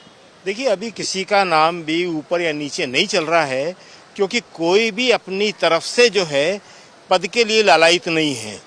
ये जो बात होती है तब होती है कि जब कोई ये चाहे कि मुझे ये पद चाहिए और उसे नहीं मिलना चाहिए। तो ऐसी कोई भी स्थिति नहीं है, सब एक दूसरे के लिए कह रहे हैं। जैसा कि हमने बताया कि ज़्यादातर दलों की ये राय है कि इस पद को, कांग्रेस सबसे बड़ी पार्टी है, कांग्रेस ने बहुत मेहनत की है, कांग्रेस को लेना चाहिए। तो सबसे पहले तो सोनिया गांधी का उन्होंने नाम लिया था, मगर सोनिया गांधी इसके लिए तैयार नहीं हुई, तो वो खड़गे जी का नाम ले रहे थे कि खड़गे जी इस पद को संभालें। मगर खड़गे जी का भी कहना है कि देखिए, हम सबसे बड़ी पार्टी हैं, सबसे ज़्यादा काम भी करने के लिए तैयार हैं, लेकिन 26-28 दल हैं, ये बहुत सारे दल हैं, आप लोग विचार कीजिए और किसी नेता को इस पद की जिम्मेदारी सौंपिए और साथ में एक कोऑर्डिनेशन कमेटी बनाई है जो सब मिलके काम करेंगे। इसमें पद से कोई ज़्यादा फर्क पड़ने वाला नहीं है, क्योंकि एक कमेटी होगी जो ये सब देखेगी किस तरह बात करना है, कहाँ मीटिंग होना है, कौन उसमें शामिल होगा, क्योंकि हर बार इतने सारे नेता शामिल नहीं हो सकते हैं। अब छोटे छोटे ग्रुपों में बात करना पड़ेगी आपको। 28 दलों के नेता जो अब इस टाइम 70 के करीब नेता हो गए हैं अंदर, आप अगर उस फोटो को गौर से देखेंगे, अगर एक बार उस फोटो को दिखाएं तो देखिए ऐसा बहुत कम होता है कि स्क्रीन पे फोटो है तो देखेंगे आप कि जगह इतनी कम हो गई है कि बड़े बड़े नेताओं को भी सिकुड़ के खड़े होना पड़ रहा है। आप अगर गौर से देखें तो देखेंगे कि किसी भी नेता के पास खुल के खड़े होने की जगह नहीं है, और ये बहुत ही इम्पोर्टेंट बात है। क्यों? क्योंकि नेता इतने ज़्यादा हैं और जगह कम है। इसका मतलब नेता क्यों ज़्यादा है? क्योंकि संभावनाएं ज़्यादा हैं। जब संभावनाएं ज़्यादा दिखाई देती हैं तो नेता भी आते हैं, उनके समर्थक भी आते हैं, कार्यकर्ता भी आते हैं और जनता भी आती है। और एक बात उसमें आप जोड़ सकते हैं शकील अख्तर जी, शायद मैं सही हूं तो, भरोसा भी ज्यादा है। भरोसा भी ज़्यादा है, वो तो है ही। सबसे बड़ी बात आप सही करें राजीव जी, सबसे बड़ी चीज़ भरोसा ही है। और देखिए भरोसा टूटा एक तरफ है, दूसरी तरफ भरोसा बड़ा है। देखिए मोदी जी जो हैं बहुत बड़े बड़े वादे करके आए थे, और जनता हमारी जो है हिंदुस्तान की, उसके बारे में एक बात तो हमेशा से सच है कि वो बहुत भोली है, वो सहज विश्वासी है। उसके लिए एक शब्द कहा जाता है सहज विश्वासी। वो सहज में विश्वास कर लेती है, क्रॉस चेक नहीं करती है। तो सहज विश्वासी जनता ने मोदी जी के सारे वादों पे यकीन कर लिया था। उसने यकीन कर लिया कि मोदी जी जिस दिन आएंगे उसके अगले दिन उनके अकाउंट्स में 15-15 लाख रुपए आ जाएंगे। और जब मोदी जी ने कहा कि मैं जनधन खाते खुलवा रहा हूँ तो सबने कहा वाह, हमारे खाते भी खुलवाए जा रहे हैं, अब पैसे आ रहे हैं। क्या हुआ सबको मालूम है। उन्होंने कहा कि 2 करोड़ रोजगार हर साल दूंगा मैं, 2 करोड़ रोजगार। और आज देश में सबसे बड़ी समस्या बेरोजगारी की है। लड़के लड़कियां ये कहते हैं कि महंगाई को भी एक बार हम बर्दाश्त कर लें, अगर हमारी जेब में पैसा हो, हमारे पास काम हो। इन्होंने हमसे कहा था कि पकड़ों का रोजगार कर लो, तो हमने वो रोजगार भी किया, मगर दूसरे के पास पैसा नहीं है तो कोई पकौड़े खाने ही नहीं आ रहा। ये पकौड़े तो आदमी तब खाएगा जब दूसरे के पास पैसा हो। हम तो पकौड़े बेचने को तैयार हैं, पर खाने वाले के पास पैसा नहीं है। आपने देखा होगा ये जो हमारा मीडिया है, सब दोस्त हैं, सब साथी हैं, प्रिय हैं हमारे सारे के सारे। ये बहुत रोजगार का सवाल उठाते हैं, दूसरे तमाम सवाल उठाते हैं। इसी मीडिया के हमारे एक साथी ने, जो नोएडा का सबसे बड़ा चैनल है, उसके सामने एक स्टॉल लगाया पोहे का और चाय का। वो लड़का जो है वो क्वालिफाइड जर्नलिस्ट था, IIMC से उसने डिग्री पास करी थी, डिग्री ली थी। और कोई चैनल बड़ा ऐसा नहीं है, हम यहाँ नाम नहीं लेंगे उनके। बड़ा चैनल हमने बोला तो 4-5 जो भी बड़े चैनल आप समझते हैं वो शामिल कर लीजिए, 2-3 जो बड़े अखबार समझते हैं वो शामिल कर लीजिए। तो सारे बड़े चैनलों में, सारे बड़े अखबारों में काम कर चुका था। लेकिन क्या हुआ, अब मीडिया में उन्होंने एक नई चीज़ शुरू करी है कि लोगों को निकालना, तनख्वाहें कम करना। तो मीडिया में बड़ी बुरी तरह बेरोजगारी फैल गई है। और मीडिया उसकी अपनी बेरोजगारी की बात नहीं करती है, वो कहती है कि साहब आज मोदी जी ने एक बड़ा समारोह किया और 200 लोगों को, 1500 लोगों को, 5000 लोगों को उन्होंने नियुक्ति पत्र बांटे। अरे नियुक्ति पत्र तो पोस्टमैन ला के देता था। जी बिल्कुल, डाकिया आता था नियुक्ति पत्र देने की। नियुक्ति पत्र देने जैसा बड़ा काम जो है वो प्रधानमंत्री और मुख्यमंत्री थोड़ी करते हैं। वो तो नौकरी क्रिएट करते हैं, रोजगार क्रिएट करते हैं, उसके लिए माहौल बनाते हैं। तो इन्होंने क्या किया, अग्निवीर बना दिया।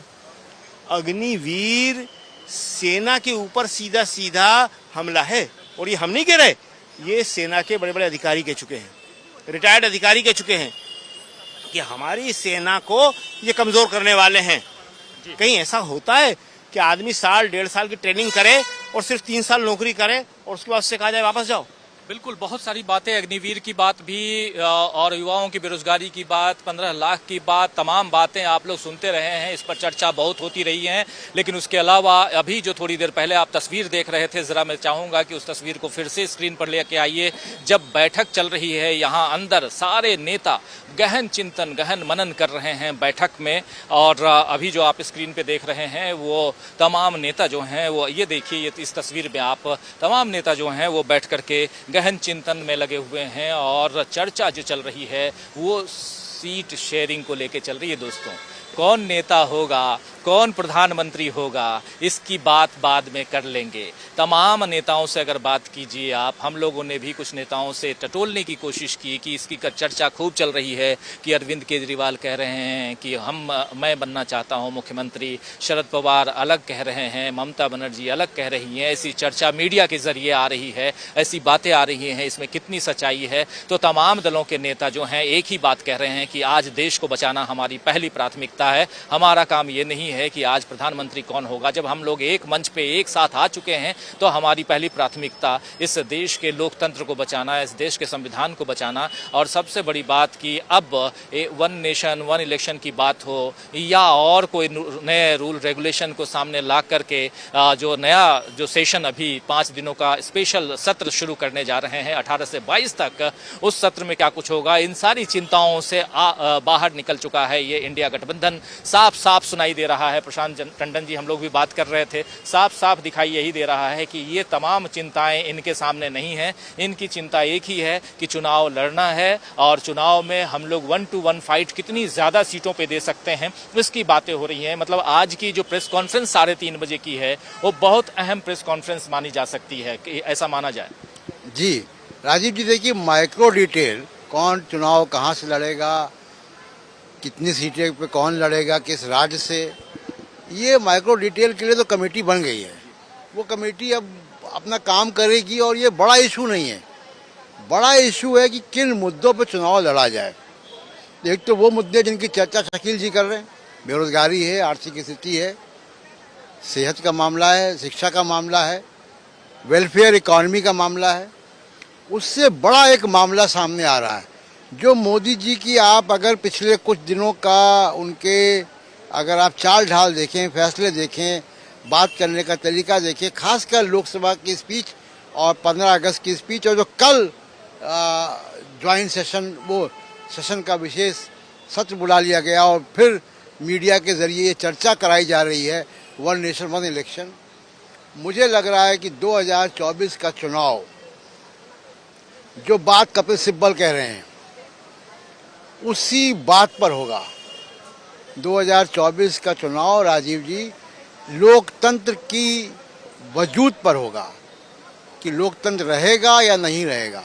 जैसा मैंने पहले कहा कि आखिरी बार इस मुद्दे पर चुनाव 1977 में हुआ था, लोकतंत्र के सवाल पर, इमरजेंसी के विरोध में।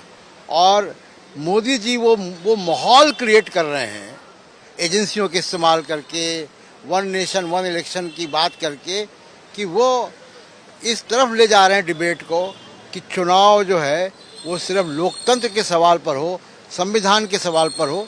और वो मेरे ख्याल से मोदी जी उसमें कामयाब होते हुए दिखाई भी दे रहे हैं कि वो उस तरफ डिबेट को ले जा रहे हैं जहाँ सारे मुद्दे पीछे हो जाएंगे और सिर्फ ये मुद्दा रहेगा कि लोकतंत्र बचाना है तो मोदी जी को हटाओ।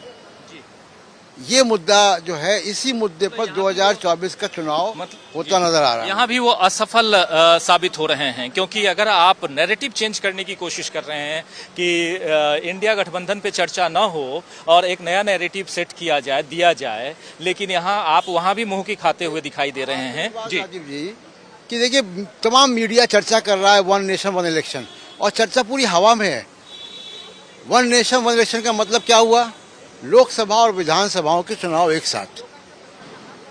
तो असम के क्यों, और पंचायत के चुनाव, म्युनिसिपल कॉर्पोरेशन के चुनाव, वो कौन संवैधानिक पेचीदगियां हैं, क्योंकि वो स्टेट लिस्ट में है, वो संविधान की कॉन्करेंट लिस्ट में या यूनियन लिस्ट में नहीं है, वो राज्यों की सूची पर है। वो चुनाव राज्य कराते हैं, उसको हम अलग भी रखें। तो क्या हेमंत बिस्वा शर्मा चाहेंगे कि असम का चुनाव भी साथ में हो जाए?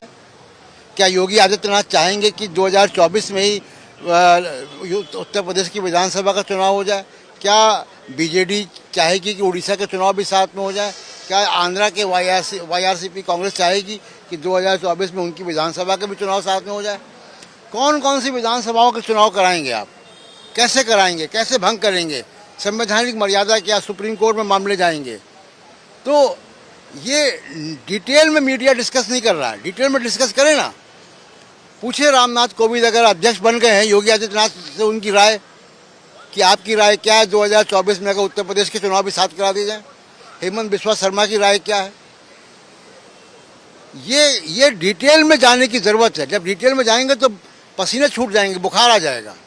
जी, बात लेकिन डिटेल की नहीं है। यहाँ बात सिर्फ चीख चीख कर चिल्ला चिल्ला के ये बताने की है कि वन नेशन वन इलेक्शन की ओर देश जा रहा है। लेकिन जब आप उसकी गहराइयों में जाएंगे, उसकी तहकीकात करेंगे, पड़ताल करेंगे, तो आपको समझ में आएगा कि बहुत सारी पेचीदगियां हैं। इन पेचीदगियों से कैसे पार पाएगी बीजेपी और मोदी सरकार, ये बहुत इंपॉर्टेंट है, बहुत दिलचस्प रहने वाला है दोस्तों। लेकिन साथ साथ यहाँ जो कुछ हो रहा है और इस ग्रैंड हयात होटल के अंदर, उसकी तस्वीरें आप लोग अभी बीच बीच में देख भी रहे हैं कि तमाम दलों के नेता, लगभग जैसे अभी शकील अख्तर जी कह रहे थे कि 70 नेता यहाँ, 63 नहीं बल्कि 70 नेता अब मंच पे, और ये जो टेबल अभी आप देख रहे थे उस टेबल पे बैठे हुए और विचार विमर्श करते हुए दिखाई दे रहे हैं। अभी थोड़ी देर पहले मीडिया के कुछ साथियों को, हम तमाम, हमारे कैमरामैन और तमाम लोगों को अंदर बुलाया गया था छोटा सा एक फोटो सेशन के लिए, जिस फोटो को हम, फोटोग्राफ को, वीडियो को आप तक पहुंचा रहे हैं। और इसके बाद 3:30 बजे जब पूरी बैठक खत्म होने के बाद प्रेस कॉन्फ्रेंस होगी, तो एक बड़ी प्रेस कॉन्फ्रेंस की हम उम्मीद कर रहे हैं। जैसी प्रेस कॉन्फ्रेंस हम लोगों ने बेंगलुरु में देखी थी और आप लोगों तक हम लोग पहुंचाए थे,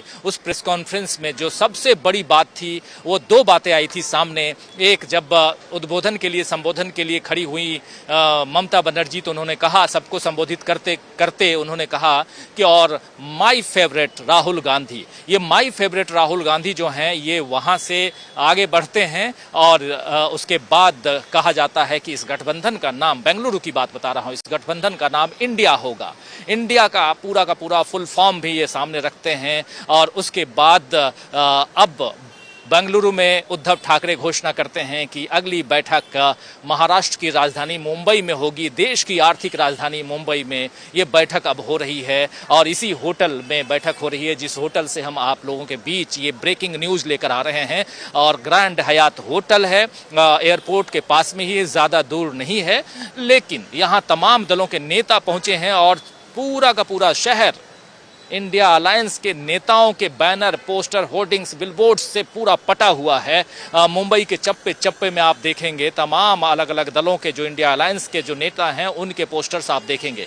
लेकिन अंदर जो बातें चल रही है उसमें से एक इंपॉर्टेंट बात सामने आ रही है कि अब ये नेता किसी भी वक्त चुनाव के लिए तैयार दिखाई दे रहे हैं और इनके ऊपर, इन नेताओं के अंदर जो उत्साह है वो डबल है और ये कह रहे हैं कि हम अब चुनाव जीतने जा रहे हैं। ये मान ही नहीं रहे हैं कि चुनाव हम लूज करेंगे।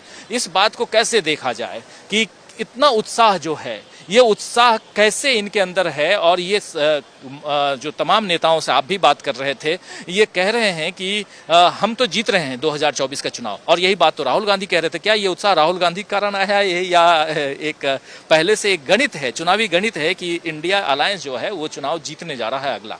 देखिए, इसको देखने के लिए हमें 2014 और 2019 को देखना पड़ेगा। अगर उस पृष्ठभूमि को हम देखें तो हमारी समझ में आ जाएगा कि आज स्थिति क्या है। 2014 के चुनाव से पहले ही कांग्रेस और यूपीए हिम्मत हार गए थे और नतीजा ये हुआ कि जो 100 सीटें वो आसानी से जीत रहे थे, वो 100 से भी घट के 44 पर आ गए। हुआ ये कि साउथ से चिदम्बरम ने खुद से ही घोषणा कर दी, बिना पार्टी से पूछे, बिना पार्टी से राय लिए, कि मैं चुनाव नहीं लड़ूंगा। उत्तर से मनीष तिवारी ने घोषणा कर दी। राजनीति में ऐसा कभी नहीं होता है कि व्यक्ति और इतने बड़े बड़े नेता जो कि यूपीए सरकार में मंत्री थे, खुद घोषणा कर दे कि मैं चुनाव नहीं लड़ूंगा। सीधा मैसेज चला गया कि यूपीए और कांग्रेस चुनाव हारने वाली है, इसीलिए ये बड़े बड़े नेता भाग रहे हैं। इसी तरह 2019 के चुनाव में राहुल गांधी ने बहुत मेहनत करी, कोई शक नहीं है इस मामले में। उससे पहले उन्होंने मध्य प्रदेश जीत के दिया, छत्तीसगढ़ जीत के दिया, राजस्थान जीत के दिया, गुजरात का चुनाव बिल्कुल वो नज़दीक ले गए, कर्नाटक का चुनाव जीत के दे दिया, मिलीजुली सरकार वहाँ पे बना दी। लेकिन 2019 में क्या हुआ, 2-3 घटनाएं बड़ी इंपॉर्टेंट हुई। एक, जिसको सतपाल मलिक बार बार कहते हैं, पुलवामा। वो कहते हैं कि मुझे शक है पुलवामा के ऊपर, पूरा शक जाहिर करते हैं। आपने यहाँ इंटरव्यू दिया था, इंटरव्यू दिया उन्होंने आपके यहाँ। और उसके अलावा जो एक राहुल गांधी ने जो बात कही है, वो भी लद्दाख में कही है, वो भी आपको याद रखना चाहिए। लद्दाख में उन्होंने बड़े साफ तौर पे कहा कि कि 2019 भी हम जीत जाते, मगर ये जितनी भी संवैधानिक संस्थाएं थीं वो सारी की सारी जो है वो कमज़ोर हो गई। उन संवैधानिक संस्थाओं ने लोकतंत्र का साथ नहीं दिया और उसमें वो साफ साफ सबका नाम लेते हैं राहुल गांधी। वो जुडिशरी भी बोलते हैं, वो चुनाव आयोग भी बोलते हैं, और मीडिया के लिए तो साफ साफ कहते हैं कि मीडिया आज स्वतंत्र नहीं है, मीडिया पर आज शिकंजा कसा हुआ है, मीडिया आज अपनी मर्जी से कुछ नहीं कर सकता है। ये बड़ा क्लियर उन्होंने कर दिया। तो उन्होंने कहा कि अगर ये संवैधानिक संस्थाएं जो हैं वो भी निष्पक्ष और स्वतंत्र होकर, जैसा कि संविधान इनसे चाहता है और इससे पहले हमने इनको स्वतंत्रता दे रखी थी, वो करती तो हम 2019 भी जीत सकते थे। लेकिन वही उन्होंने साथ साथ कहा। ये बताइए कि 2024 में क्या आप देख रहे हैं और क्यों इतना वो है? उन्होंने कहा कि अब छोड़ दीजिए सब कुछ, अब 2024 हम जीतेंगे। और 2024 जीतने का जो एक सबसे बड़ा संकेत है, आप भूल जाइए इंडिया को, सबसे बड़ा संकेत है कि खुद सरकार जो है वो उस स्थिति में आ गई है जो 2014 में कांग्रेस और यूपी आ गई थी। वही हम कह रहे हैं कि 2014 में जिस तरह कांग्रेस और यूपीए का आत्मविश्वास हिल गया था और उन्हें लगने लगा था कि अब हम चाहे जितनी मेहनत कर लें जीतने वाले नहीं हैं, तो उन्होंने हाथ पांव डाल दिए थे। उसी तरह आज की तारीख में बीजेपी को और सरकार को ये लगने लगा है कि हमें अब चुनाव जीतना बहुत मुश्किल है। ये मोदी जी की खास बात है कि वो अभी हाथ पांव नहीं डाल रहे हैं, उन्होंने हार स्वीकार नहीं करी है, वो कोशिश कर रहे हैं। लेकिन इस तरह की कोशिशें जो होती हैं वो आमतौर पे इतिहास बताता है कि कभी सफल नहीं होती हैं। जब कार्यकर्ता हिम्मत हार जाते हैं, माहौल बदल जाता है, तो फिर आप कितने ही गिमिक्स करें, शिगुफे छोड़ें, या जैसे कि अभी सबसे बड़ा क्या उन्होंने कल किया, कल जहां इंडिया की बैठक शुरू हुई, आप याद करिए, बेंगलुरु का आप जिक्र कर रहे थे। बेंगलुरु में जैसे ही मीटिंग वहां पे शुरू हुई, उससे ठीक पहले ही उन्होंने कहा कि साहब हम भी एनडीए की बैठक करेंगे। उसी वक्त करी थी, उससे पहले आज भी हो रही है, आज भी हो रही है। और उसके बाद यहाँ पे जैसे ही इंडिया की बैठक शुरू हुई, एक नई खबर आ गई कि हम विशेष सत्र बुलाने वाले हैं संसद का। उसके बाद कोविंद की अध्यक्षता में एक कमेटी बना दी कि 1 नेशन एंड 1 इलेक्शन का चला जाए। देखिए, मीडिया के सहारे आप कोई इलेक्शन नहीं जीत सकते हैं। मीडिया जो है वो एक हारी हुई लड़ाई लड़ रहा है, खुद अपनी क्रेडिबिलिटी को आज खत्म कर रहा है। आज मीडिया के सामने बहुत बड़ा संकट है और मीडिया को खुद सोच लेना चाहिए कि अगर वह इसी तरह आंख बंद करके, जैसा कि राहुल गांधी ने कहा, एक पार्टी के या एक नेता के नियंत्रण में चला गया है, राहुल गांधी के शब्द हैं कि उनके नियंत्रण में चला गया है, वह स्वतंत्र नहीं है, तो कल के उसके लिए बहुत मुश्किलें आने वाली हैं। और दूसरी जो खास बात है वो ये है कि ये जो सारी की सारी जो मोदी जी कोशिश कर रहे हैं वो एक हारी हुई बाजी को जीतने की कोशिशें हैं। अब इंडिया गठबंधन इसीलिए आज इतने आत्मविश्वास से बात कर रहा है। हमने बताया था, जिस फोटो का हम जिक्र कर रहे हैं वो मीटिंग शुरू होने से पहले खड़े होके फोटो खिंचवाने वाला फोटो है। वो बैठने में तो सब बैठे हैं, लेकिन ये खड़े होने के लिए जगह हुई तो इतने नेता इकट्ठे हो गए हैं कि खड़े होने के लिए जगह नहीं, सब एक मंच पे नहीं आ पा रहे। तो ये जो है एक बहुत बड़ी बात है, सबके अंदर उत्साह है और इंडिया गठबंधन जो है अब इस बात को समझ गया है कि हम जीत रहे हैं और जीतने के लिए हमें लास्ट तक अपना विकेट नहीं खोना है, हिम्मत नहीं छोड़ना है, तो हम जीत जाएंगे। बिल्कुल बिल्कुल, इंडिया गठबंधन लास्ट तक, अंतिम समय तक हिम्मत नहीं खोना है और चुनाव जीतने की तैयारी इंडिया गठबंधन की तरफ से चल रही है। और आगे कैसी रणनीतियां होंगी, किस ढंग से इनकी गतिविधियां आगे बढ़ेंगी और इनकी योजनाएं क्या क्या होंगे, क्या चुनाव से पहले इनकी कुछ प्री पोल जो घोषणाएं होती हैं वो भी रहेंगी। बहुत सारी बातों पर ये चर्चा कर रहे हैं। इनका कॉमन मिनिमम प्लान क्या होगा, इनका घोषणा पत्र कैसा होगा, घोषणा पत्र बनाने वाले कौन कौन लोग होंगे, उसकी समिति के कौन अध्यक्ष होंगे। तो बहुत सारी बातें आप जानते हैं दोस्तों कि चुनाव के समय जो घोषणा पत्र लेकर के तमाम दलों के नेता आते हैं, अब एक कॉमन मिनिमम प्लेटफॉर्म पर कॉमन मिनिमम प्लान के हिसाब से लेकर के आएंगे, उस पर भी चर्चा हो रही है। तो अंदर खाने में जो भी बातें हो रही हैं वो हम आप तक पहुंचा रहे हैं। तो तमाम आयाम जो हैं वो खोल कर रख दिए गए हैं और तमाम दलों के नेता जैसे आप देख रहे हैं मंचस्थ हैं, मंच पे हैं, मतलब अलग अलग अपनी अपनी कुर्सियों पे, और चाहे राहुल गांधी हो, सीताराम येचुरी हो, राहुल गांधी के बगल में बैठे हुए दिखाई दे रहे हैं, ऐसे ही सोनिया गांधी और ममता बनर्जी और तमाम नेता सब अपनी अपनी जगह पे बैठे हुए। और इस वक्त चर्चा जो है वो बहुत गहन चर्चा चल रही है। चर्चा में यही सबसे महत्वपूर्ण बात कि आगे क्या कैसे चला जाए। जीत का उत्साह भरपूर है इन लोगों के अंदर, यानी कि इंडिया गठबंधन की तैयारियां जो हैं वो पूरी हो चुकी हैं। आगे की रणनीति में कौन क्या भूमिका अदा करेगा, इस पर चर्चा चल रही है। और ये अगले 2-3 घंटे तक, कम से कम उम्मीद ये की जाए कि अभी 1:15 बज रहा है और अभी से लगभग 2 घंटे 2.5 घंटे तक मंथन और चलना है। 2-2.5 घंटे का मंथन जो है वो कम नहीं होता। उसके बाद ये लंच ब्रेक लेंगे और उसके बाद प्रेस कॉन्फ्रेंस में तमाम बातों का खुलासा किया जाएगा, जो हम आप तक लाइव प्रेस कॉन्फ्रेंस भी लेके आएंगे। और प्रेस कॉन्फ्रेंस के ठीक बाद हम उस पर गहन चिंतन, गहन चर्चा के लिए भी आपको आमंत्रित करते हैं। आप भी ज़रूर आइएगा। और इस कार्यक्रम को अब यहीं समाप्त करने की इजाज़त चाहता हूं दोस्तों, क्योंकि बहुत कुछ अंदर जो चल रहा है, जो बातें चल रही हैं, वो बातें थोड़ा और हम लोग लेकर के आएँ और जो अगली चर्चा हम करेंगे तो उन तमाम बातों को आप तक पहुंचाएंगे। ये चर्चा यहीं समाप्त करने की इजाज़त आपसे चाहिए। बहुत शुक्रिया अदा करना चाहता हूं हमारे साथ प्रशांत टंडन जी और शकील